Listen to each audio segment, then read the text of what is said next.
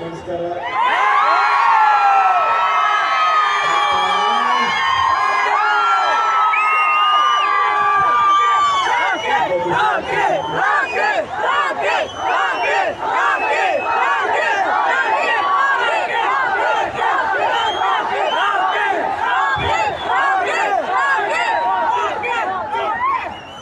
ಇವತ್ತು ಬರೋದಕ್ಕೆ ಮುಖ್ಯವಾದ ಕಾರಣ ಇಲ್ಲಿ ಎಲ್ಲರೂ ಹೇಳೋದ್ರೂ ಗೊತ್ತು.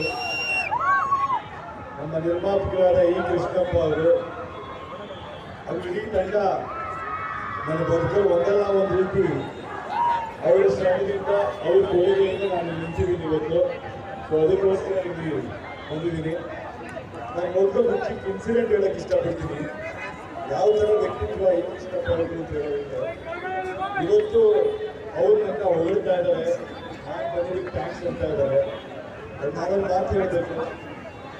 ನಾನು ಒಂದು ಸೀರಿಯಲ್ ಆ್ಯಕ್ಟ್ ಮಾಡ್ತಿರ್ಬೇಕಾದ್ರೆ ಸಾಮಾನ್ಯವಾಗಿ ಹೀರೋ ಚಾನ್ಸ್ ಬರುತ್ತಲ್ಲ, ಎಲ್ಲರೂ ಕೇಳ್ತಾ ಇದ್ರು ನೆಕ್ಸ್ಟ್ ಏನ್ ಮಾಡ್ತೀಯಪ್ಪ. ಯಾಕಂದ್ರೆ ನಾನು ಸೀರಿಯಲ್ ಆ್ಯಕ್ಟ್ ಮಾಡ್ಬೇಕಾದ್ರೆ ತುಂಬಾ ಜನ ಮಾತಾಡ್ತಾ ಇದ್ರೆ ಹುಡುಗ ಹೀರೋ ಆಗ್ಬೋದು, ಒಂದರ ಹೀರೋ ಆಗ್ಬೋದು ಅಂತ ತುಂಬಾ ಜನ ಮಾತಾಡ್ತಿದ್ರು.